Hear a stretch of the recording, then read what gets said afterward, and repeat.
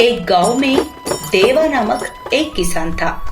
एक दिन वो अपने खेत पर काम करते ही समय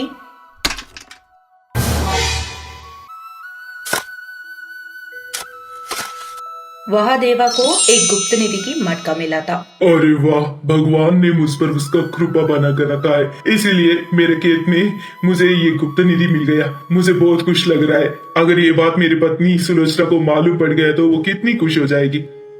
ऐसा ही सोचते ही अचानक वो घबराहट हो जाता था। अरे नहीं नहीं, अब ये बात सुलोचना को नहीं पता चलना चाहिए।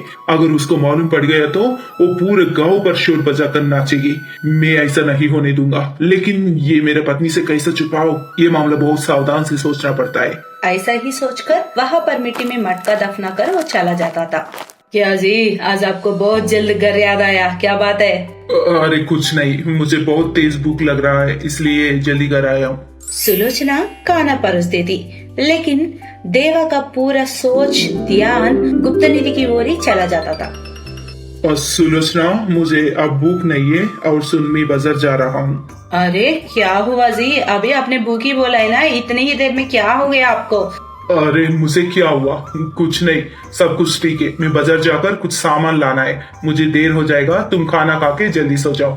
देवा ने बाजार जाकर कुछ मछलियाँ और लाल रंग डिब्बे खरीद कर अपने खेत पहुंच गया था। अब काम शुरू करना चाहिए। देवा ने वो लाल रंग पानी में अच्छी तरह से मिलाकर वह पूरा खेत पर छिड़क दिया, फिर मछलियों को भी पूरा खेत पर छिड़क दिया था। हाँ चलो, काम तो खत्म हो गया। बाद में वो घर चला गया। वहाँ सुलोचना बहुत गहरी नींद में थी। देवा ने सुलोचना को आवाज देता था। सुलोचना, ओ सुलोचना, उठो जरा, तुझे एक बात बताना चाहिए, चलो जल्दी उठो। इतने में सुलोचना की नींद खुल गई और वो देवा के पास आकर, हाँ, क्या हुआ जी, बहुत देर हो गया, कहाँ गए आप इतनी देर से?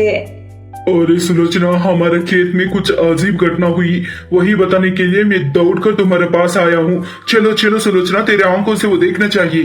क्या?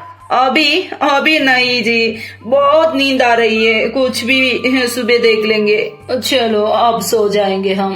अरे नहीं सुलोचना, अभी जाना चाहिए। अभी हमारे खेत पर बारिश हुई है, बारिश है? ऐसे कैसे बारिश हो सकता है? आसमान में काले बादल नहीं है, जमीन पर पानी नहीं गिरा है, ऐसे कैसे बारिश हुआ था? मैं भी वही कह रही हूँ सुलोचना, वो बारिश सिर्फ हमारा खेती पर ही हुआ था। वो भी साधारण बारिश नहीं है, बल्कि मछलियों की बारिश। आसमान से सीधा हमारे खेती पर गिरा था वो मछलियाँ। मछलियों का बारिश? आपका दिमाग तो सही चल रही है ना? नहीं तो मछलियों का बारिश। मेरा दिमाग तो एकदम ठीक चल रही है सुलोचना। आओ तुम मेरे साथ अभी आओ, चलो। वो दोनों लैंटर्न लाइट पकड़कर खेत तक पहुंच गया था। देख सुलोचना, यहाँ देख, ये कुछ साधारण बारिश नहीं है। एक मटके से ये पूरी लाल रंग की बारिश हुई। वो मटके भी यहाँ कहीं गिर गया होगा। अब तुम ही बोलो। वो मछलियों को और वो लाल रंग को देखकर सुलोचना पूरी तरह हैरान हो गई। हाँ जी, आपने बिल्कुल सही बोला, अब आपका बात पर मुझे विश्वास आई। ये बात किसी को मत बताना सुलोचना, ये एक रहस्य है। हाँ जी, मैं ये बात किसी से नहीं बताऊंगी। वो दोनों मटका ढूंढने के लिए निकल गया।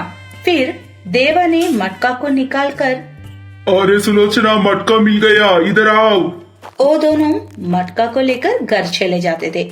फिर अगले दिन सुलोचना की नींद खुलने की ही पहले देवा ने घर के आंगन में जमीन खोदकर वो मटका उसी का अंदर गाड़ देता था। इतने में सुलोचना नींद से जाग जाती और बाहर आकर, सुनो जी, कल रात जो हमने लाया ना मटका, वो कहाँ पर?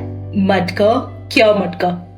वही कल रात हम खेती से लाया है ना, वही मटका। सुलोचना की ये बात सुनकर उनके पड़ोस वाले आकर मटके के बारे में पूछताछ करना शुरू किया। मटका? क्या मटका? चांद का मटका या सोने का मटका आपका? कहीं कुछ गुप्त निधि मटका तो नहीं मिला है ना आपको? मटका में क्या है, कुछ देखा है क्या?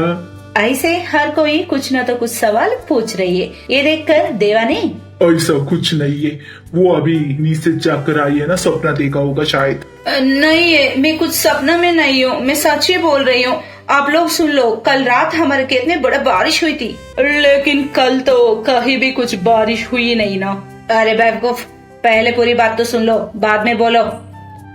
कल जो बारिश हुई है ना, वो बारिश सिर्फ और सिर्फ हमारे खेत में ही हुई। वो भी साधारण बारिश नहीं है, आसमान से हरा रंग की बारिश हुई और ऊपर से कुछ मछलियों भी आसमान से हमारे खेत में गिर गया था और हमारे खेत लाल पानी से भर गई। सुलोचना की ये बात सुनकर सब उस पर हंसते थे। मछलियों की बारिश कहीं भी होता है क्या? वो खुद सपना देख रही है, इसीलिए ऐसे पागल जैसे बोल रही है। चलो चलो, हमारा टाइम वेस्ट हो गया है, अब हमारे काम पर ध्यान रखना चाहिए। तब सुलोचना, अरे सुन लो, जरा सुन लो मेरी बात। वह सुलोचना की आवाज पर कोई ध्यान नहीं देता था। मैं पहले ही बोला ना, ये तुम्हारी सपना है, सपना। जाओ जाकर नाश्ता तैयार कर लो। सच में ये पूरा मेरे सपना है क्या? शायद होगा। ऐसा ही सोचते ही वो अंदर चले जाती। महाभारत में कुंती देवी ने कर्ण अपने बड़े पुत्र होने की सच सबसे छुपा देती थी, इसीलिए धर्मराज ने गुस्से में आकर आज से किसी भी स्त्री, किसी भी गोपनीय बात का रहस्य नहीं छुपा पाएगी, ऐसा स्त्री को शाप दिया था। ये बात मुझे अच्छी तरह से मालूम है, इसीलिए मैंने ये सब कुछ किया है मेरी पगली, मेरी प्यारी पत्नी।